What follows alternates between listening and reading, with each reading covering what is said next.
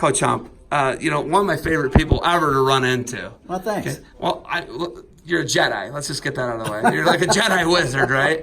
You like in our conversation, you and I are talking about. We're talking Maple Heights, Michigan State. We're talking literally everything. All your moves. Well, that's just because I'm so old. I've been around forever. I know all these people. I've been around. You look good, man. Thanks. You look really good. Appreciate But that. you're going to show a little technique tonight, aren't you? Yeah, for sure. You're totally insane, but I love it. I love it. Okay, so first things first. Why are you here in Denver? Why am I at Mile High Club and what do I see Coach Jim Humphrey? I told you earlier we were the very first team to go into Colorado Springs, but when they were first forming the Olympic Training Center.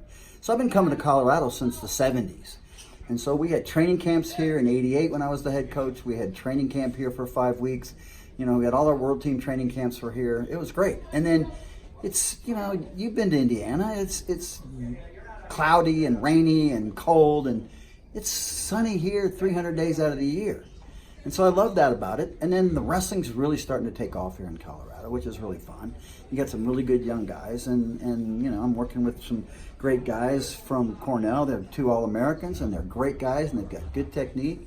And we're having a blast, and things are going well, and so I love it here. And I'm doing a lot of traveling, because there's 3 of us working the club, and if I need to be gone for a couple of days, then they got it covered. If they need to go, then I got it covered. So it's a great deal for all of us. So we're having a blast. You got kids on both coasts. Yes. You're dead center.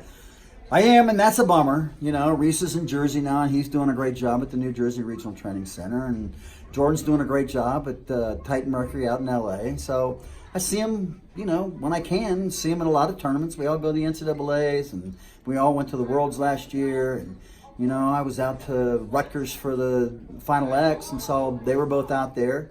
So, we get together when we can. Jordan's coming out here once in a while, and going to get Reese out here sooner or later to do a clinic for us and bring the kids out here. And so, yeah, it's good.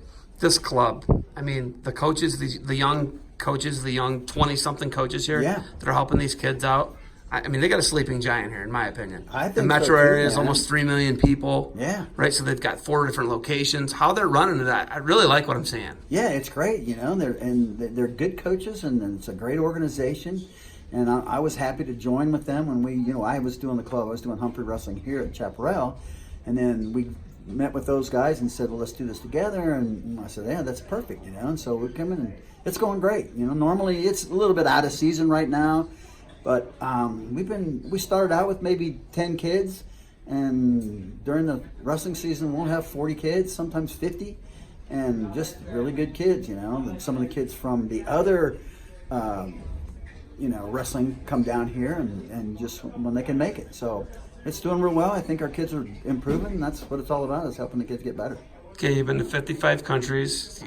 Some of them aren't countries anymore that you were at, right? Right. And some of them are countries now. Well, they are. They were. Yeah, it's more countries. Kazakhstan, yeah, it's more countries. No, I actually count those as countries That's now. crazy. Yeah, that's good. They were all Soviet Union, actually. Yeah, they were right. all So all like if you look at Kazakhstan, probably Tajikistan, Turkmenistan, Azerbaijan. You're right. Georgia. You're right.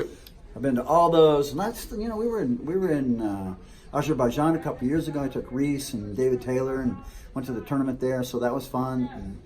And we went to Budapest last year, and I think I'm going. Jordan won a bronze medal at the Veterans World Championship last year. We're going to Tbilisi this year probably, and he's going to try and win that thing. So I went to Rio with you guys and Reese, and so I'm living the life, man. I'm just traveling and doing wrestling, and it's awesome. Ultimately, you have so much knowledge.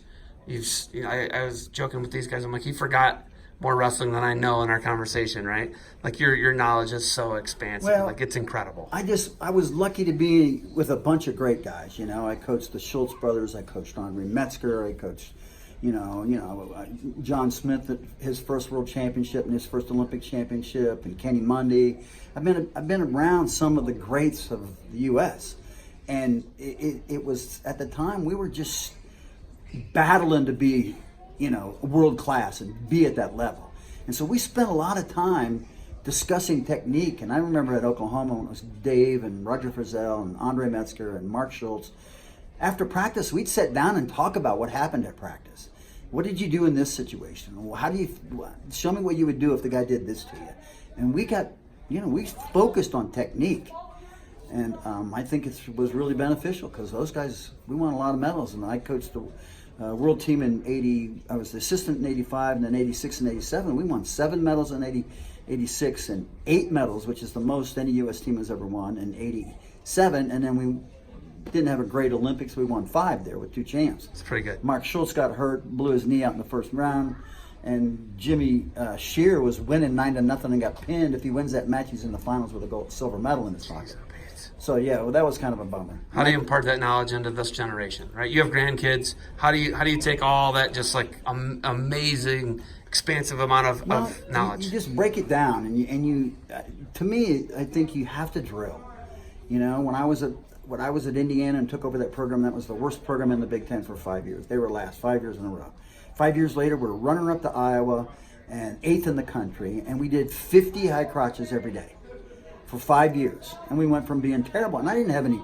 My best recruit was Brian Dolph from North Canton Hoover, was 3rd in the state. He ended up being a 3-time All-American and first national champion in 40 years. And that's because we focused on technique and we drilled every day. We drilled the stuff that you needed to know. We drilled stand-ups, we drilled sit-outs, we drilled riding, you know, but we drilled a lot on our feet because I was really good on my feet. Wasn't really good on the bottom in college, and but it's about repetition and making those things so they're automatic. You know, you can't be thinking when you're wrestling. It's way too slow to be thinking.